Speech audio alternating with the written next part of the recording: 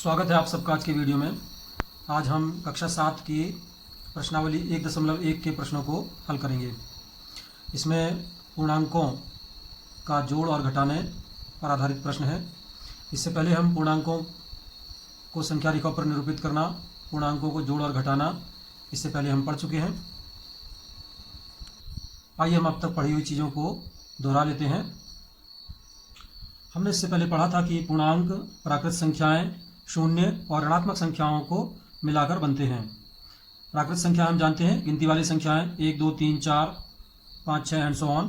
शून्य और ऋणात्मक संख्याएं यानी जिन संख्याओं से पहले ऋण का चिन्ह लगा होता है, अर्थात ऋण 1, ऋण 2, ऋण 3, ऋण 4, इन्हें हम ऋणात्मक संख्या कहते हैं। तो इन तीनों संख्याओं के संग्रह को हम पूर्णांक कहते हैं। पूर्णांकों को हमने संख्या रेखा पर निरूपित करना भी सीखा था। संख्या रेखा क्या है? काल्पनिक रेखा है जिस पर बराबर दूरी पर चिन्ह बने होते हैं, जैसा कि हमने यहाँ पर बनाया है। और हम जानते हैं सबसे मध्य में इसमें शून्य होता है। शून्य के दाईं ओर धन पूर्णांकों को निरूपित करते हैं,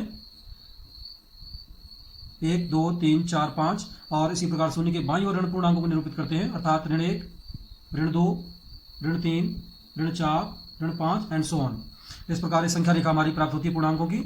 संख्या रेखा पर हमने जानते हैं कि संख्या रेखा पर दाईं ओर बढ़ने पर संख्याओं के मान बढ़ते जाते हैं, अर्थात हम देखते हैं कि 1 के दाईं ओर 3 है, अर्थात 3 1 से बड़ा है। इसी प्रकार हम देखते हैं ऋण 3 के दाईं ओर ऋण 1 है, तो हम ये कह सकते हैं कि ऋण 1 ऋण 3 से बड़ा है, अर्थात ऋण 1 बड़ा है ऋण 3 से। इसी प्रकार क्या हम बता सकते हैं कि ऋण 25 और ऋण 20 में कौन सी संख्या बड़ी होगी? तो स्पष्ट है, हम ये जानते हैं कि ऋण 20 जब संख्या रेखा पर शून्य के बाईं ओर चलेंगे तो पहले ऋण 20 आएगा और फिर उसके और बाईं ओर चलेंगे तो ऋण 25 आएगा, अर्थात ऋण 20 ऋण 25 के दाईं ओर होगा। तो हम ये कह सकते हैं कि ऋण 20 बड़ा होगा ऋण 25 से। इसके अलावा हमने इससे पहले पूर्णांकों को जोड़ने और घटाने के नियम और किसी पूर्णांक के चिन्ह परिवर्तन का नियम हमने पढ़ा था। चिन्ह परिवर्तन कैसे होता है? यदि किसी पूर्णांक के पहले ऋण का चिन्ह लगा है तो उसका चिन्ह उसके विपरीत माना जाएगा।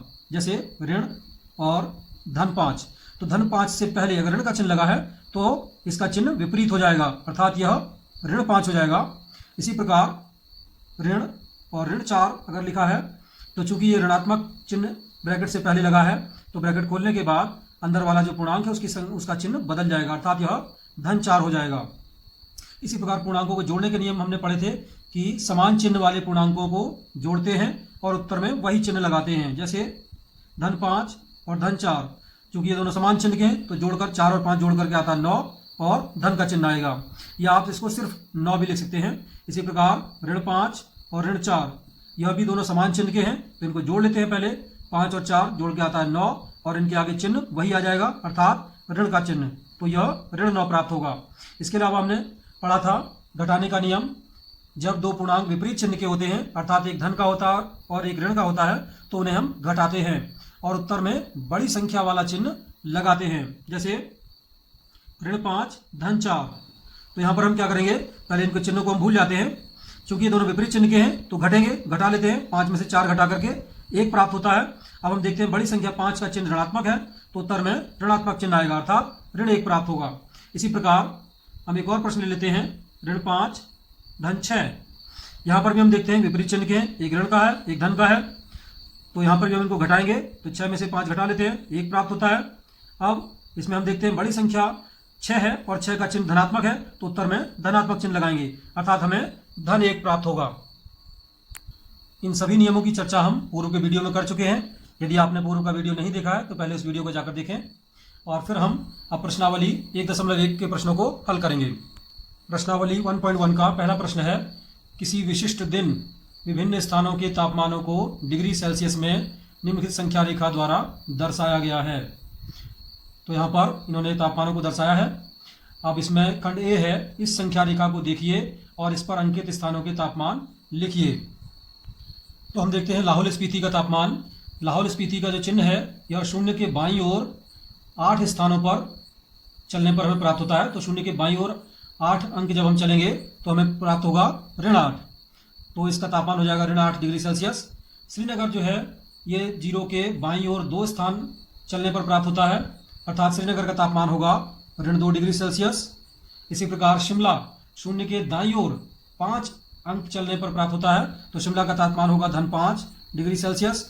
और ऊटी का तापमान इसी प्रकार 0 के दाईं ओर 14 अंक चलने पर या 14 स्थान चलने पर प्राप्त होता है। अतः इसका तापमान होगा धन 14 डिग्री सेल्सियस।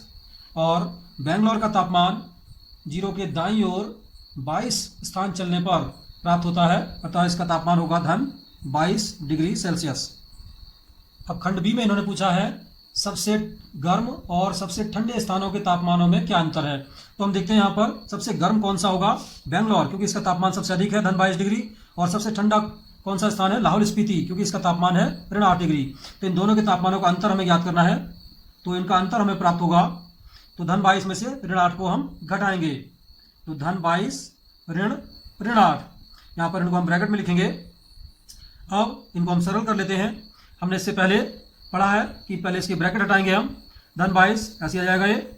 और क्योंकि ब्रैकेट के पहले ऋण का चिन्ह है यहाँ पर, तो जब ब्रैकेट खोलेंगे तो अंदर वाले पूर्णांक का चिन्ह बदल जाएगा। तो ये हो जाएगा हमारा धन 8। अब दोनों समान चिन्ह के हैं तो जुड़ जाएंगे। तो 22 और 8 जोड़ के होता है 30, और इनका चिन्ह वही आ जाएगा धन। तो 30 डिग्री इनका तापमान का अंतर आ गया।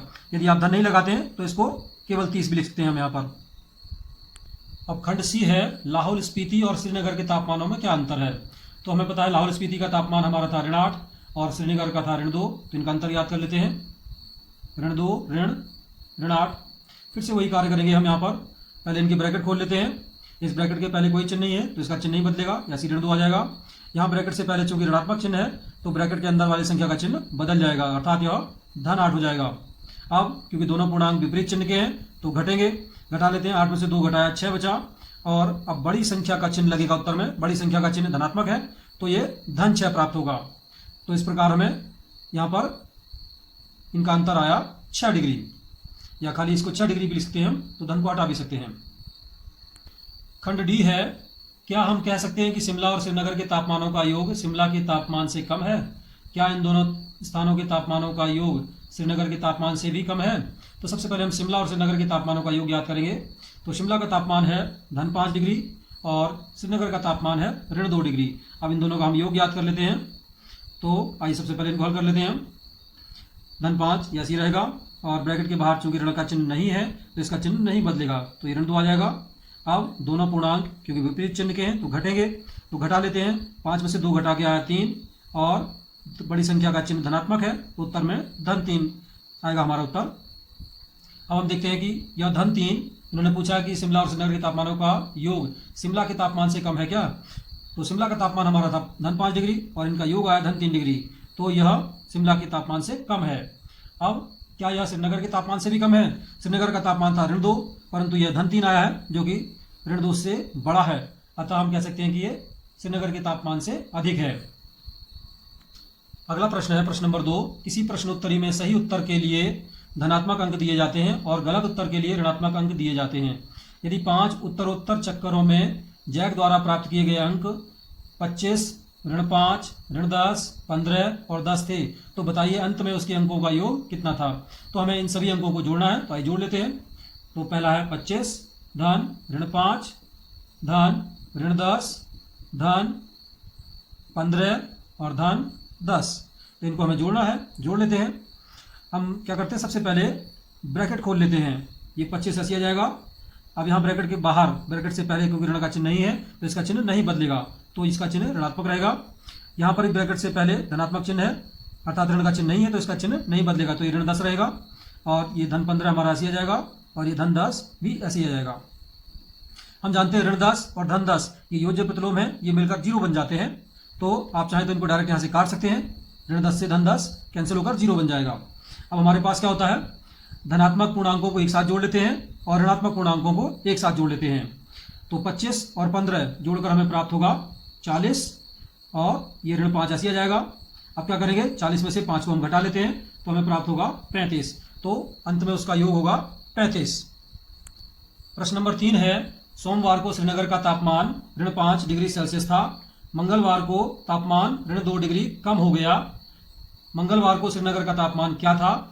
बुधवार को तापमान 4 डिग्री बढ़ गया, तो बुधवार को तापमान कितना था। तो हम देखते हैं, सोमवार को तापमान था ऋण 5 डिग्री सेल्सियस। अब ये कहते हैं मंगलवार को तापमान 2 डिग्री कम हो गया, तो इसमें से हम 2 डिग्री घटा देंगे, तो ऋण 2 डिग्री। अब इनको सरल कर लेते हैं, क्योंकि दोनों समान चिन्ह के तो जुड़ेंगे, तो 5 और 2 जोड़कर हो गया 7, और क्योंकि दोनों समान चिन्ह के हैं तो इनका उत्तर में वही चिन्ह आएगा जो इनका पहले से था, अर्थात ऋणात्मक। तो ऋण 7 डिग्री। अतः मंगलवार को तापमान होगा ऋण 7 डिग्री। अभी कहते हैं बुधवार को तापमान 4 डिग्री बढ़ गया, तो 4 डिग्री इसमें हम जोड़ देंगे मंगलवार के टेम्परेचर में, अर्थात बुधवार को हमारा टेम्परेचर हो जाएगा ऋण 7 धन 4। इसको हम जोड़ लेते हैं। क्योंकि ये दोनों विपरीत चिन्ह के हैं तो विपरीत चिन्ह के पूर्णांकों को हम घटाते हैं, तो घटा लेते हैं। 7 में से 4 घटाया 3 आया, और बड़ी संख्या का चिन्ह चूंकि ऋणात्मक है तो उत्तर में ऋणात्मक चिन्ह लगेगा। तो हम ये कह सकते हैं कि बुधवार को तापमान होगा ऋण 3 डिग्री। प्रश्न संख्या 4 है, एक हवाई जहाज समुद्र तल से 5000 मीटर की ऊंचाई पर उड़ रहा है। एक विशिष्ट बिंदु पर यह हवाई जहाज समुद्र तल से 1200 मीटर नीचे तैरती हुई पनडुब्बी के ठीक ऊपर है। पनडुब्बी और हवाई जहाज के बीच की ऊर्ध्वाधर दूरी कितनी है? तो यहाँ पर हम देख लेते हैं। मान लिया यह समुद्र तल है और यहाँ से 5000 मीटर की ऊंचाई पर एक जहाज उड़ रहा है, और समुद्र तल से 1200 मीटर की गहराई पर यहाँ पर एक पनडुब्बी है। तो जहाज और पनडुब्बी के बीच की दूरी हमें ज्ञात करनी है। तो जैसा चित्र में हम समझ पा रहे हैं, यहाँ से यहाँ तक की दूरी 5000 है और यहाँ से यहाँ तक की दूरी 1200 है। तो दोनों के बीच की दूरी क्या होगी? तो हम 5000 में 1200 को जोड़ देंगे तो हमें प्राप्त होगा 0 0 2 और 0 2 5 और 1 6, तो 6200 मीटर।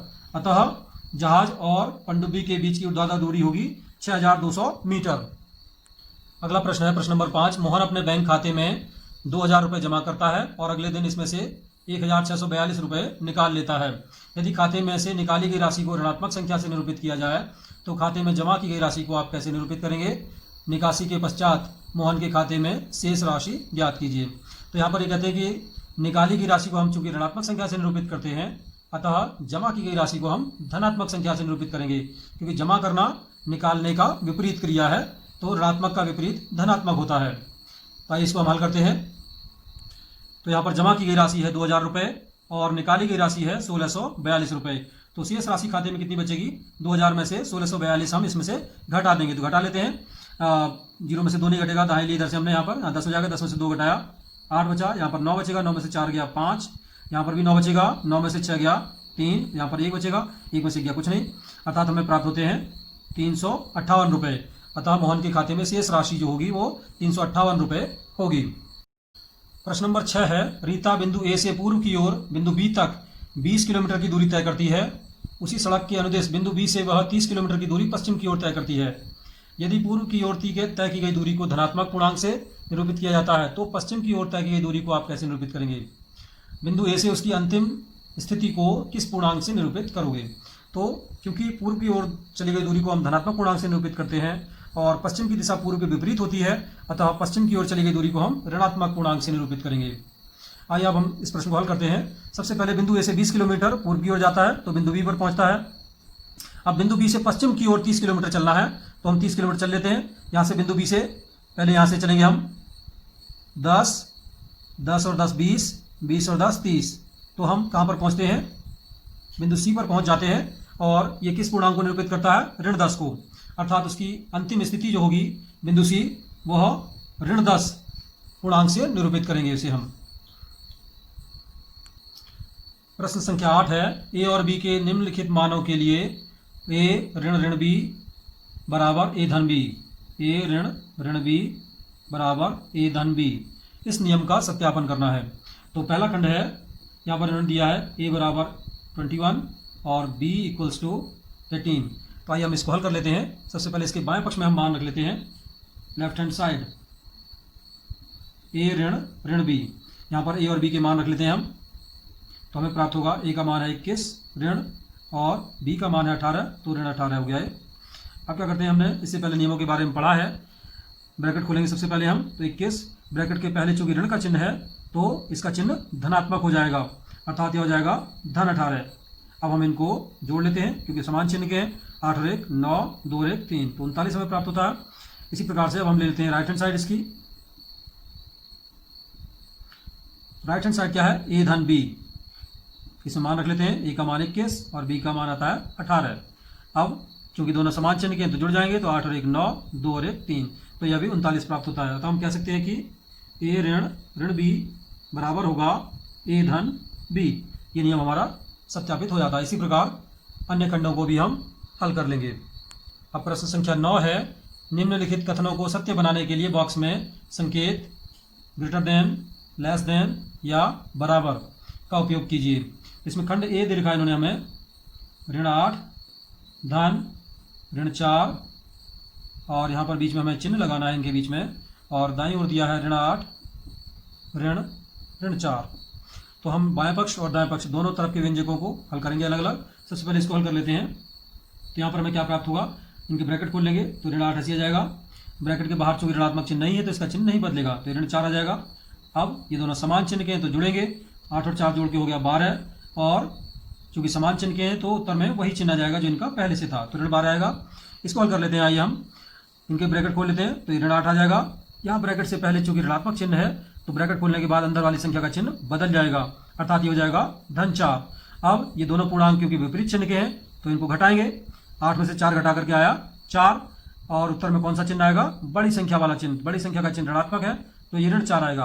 अब हम देखते हैं ऋण 12 और ऋण 4 इनमें कौन सी संख्या बड़ी होगी। तो हम जानते हैं ऋण 4 संख्या रेखा पर ऋण 12 से दाईं ओर आता है, अतः ऋण 4 बड़ा है, अर्थात इस तरह से बड़े का चिन्ह लगेगा।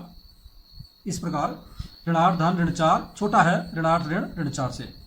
अगला खंड बी खंड है इसका, इसमें उन्होंने दिया है ऋण 3 धन 7 ऋण 19, और बीच में हमें चिन्ह लगाना है, और दाईं ओर दिया है 15 ऋण 8 और धन ऋण 9। तो आइए इनको भी हल कर लेते हैं। पहले बाएं पक्ष को हल कर लेते हैं। ये ऋण 3 हमारा ऐसे आ जाएगा, ये धन 7 और ये ऋण 19 हो जाएगा, क्योंकि ब्रैकेट के बाहर ऋण का चिन्ह है तो अंदर का चिन्ह धनात्मक था पहले, अब ऋणात्मक हो जाएगा।